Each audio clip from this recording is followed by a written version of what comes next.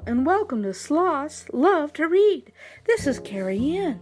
Today we have a wonderful story called Too Shy to Sing from the Bonney Press and Hinkler Publishing Company. I hope that you will enjoy this absolutely wonderful story. Let's get started.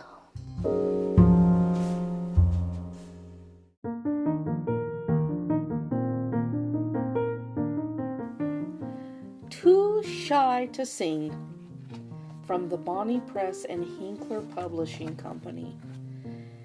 Canary was busy tidying his nest. He sang to himself as he gathered tiny twigs to make his home stronger. Canary loved to sing, but only on his own. He was much too shy to sing in front of the other birds. Canary heard a rustle in the bushes and froze. Had someone heard his song? "Is anybody there?" he called. But it was only the wind in the branches.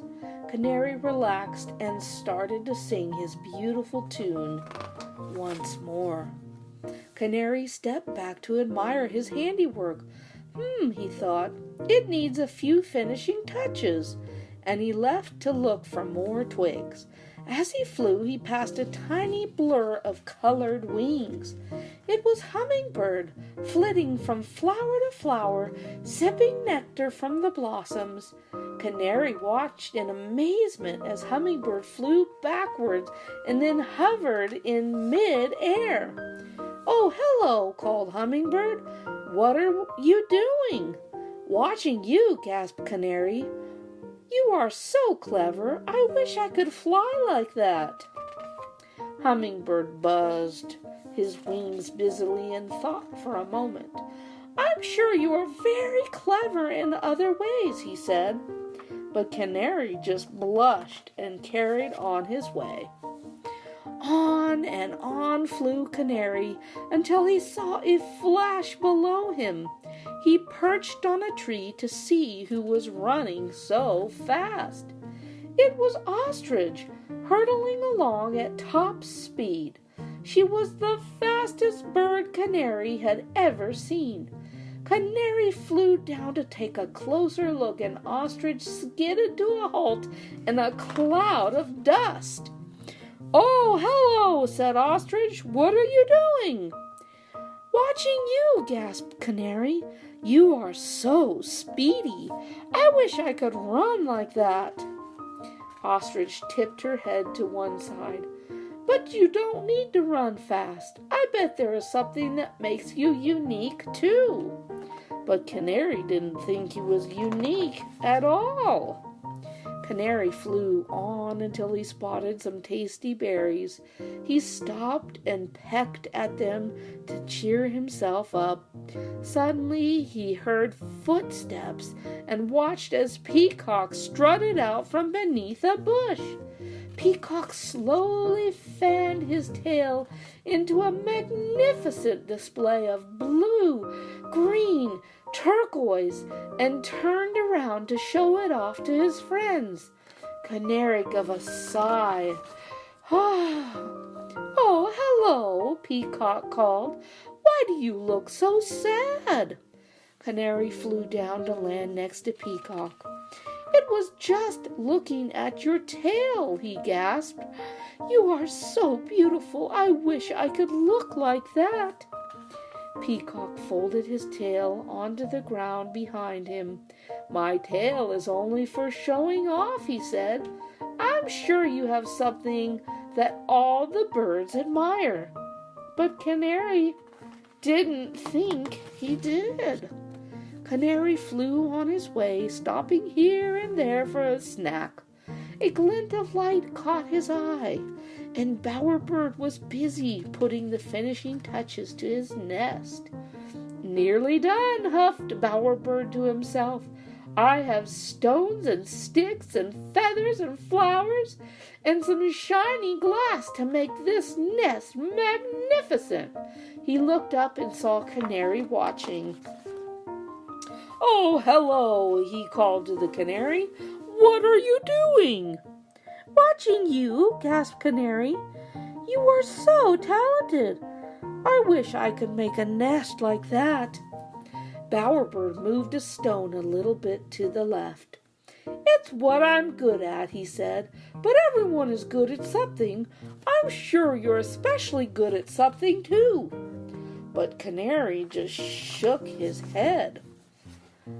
As he made his way back to his nest, Canary heard a familiar song rising from the forest below him. He flew down to take a closer look. "Oh, hello," said Canary. "What are you doing?"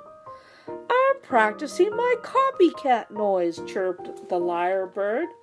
"Do you like my canary song?" He whirred, clicked, and laughed. Canary looked puzzled and asked, "Was that you singing so loudly? I've never heard anyone sing so proudly before." The lyrebird whistled his reply. "Well, your songs are my favorite. They're so pretty. Why wouldn't I sing them loud and proud?" he added. "Sing a little and I'll sing along." And Canary hesitated. He was too shy to sing. But if today had taught him anything, it was that you shouldn't be shy about the things you're good at. So he took a deep breath and started to sing. Lyrebird sang along, following Canary's notes, la la la la la.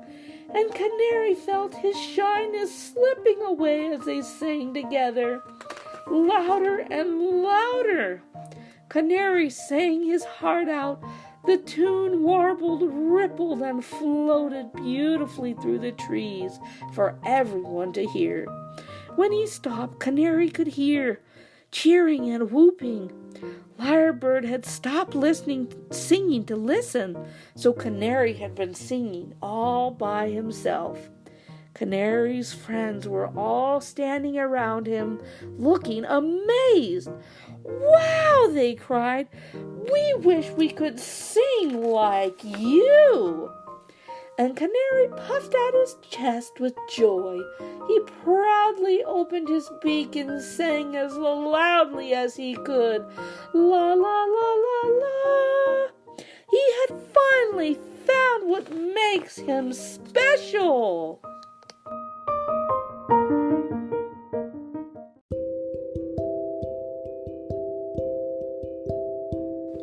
Oh, what a wonderful story this has been today. Too Shy to Sing, from the Bonney Press and Hinkler Publishing Company. I hope you've enjoyed this wonderful story, and I hope that you too will find exactly what you're good at. I used to love, when I was a child and an adult, playing the piano. And that was something that I loved to do and brought a lot of joy to others as well. But I was never too shy to play the piano. I always loved it. I hope that you will find something that you're not shy about and that you will share it with others, your family, friends, and everyone you know. Thank you so much for listening in today, and I hope that you'll check out our books at slothdreambooks.com. Thank you again, and have a wonderful day. Bye-bye for now, everyone.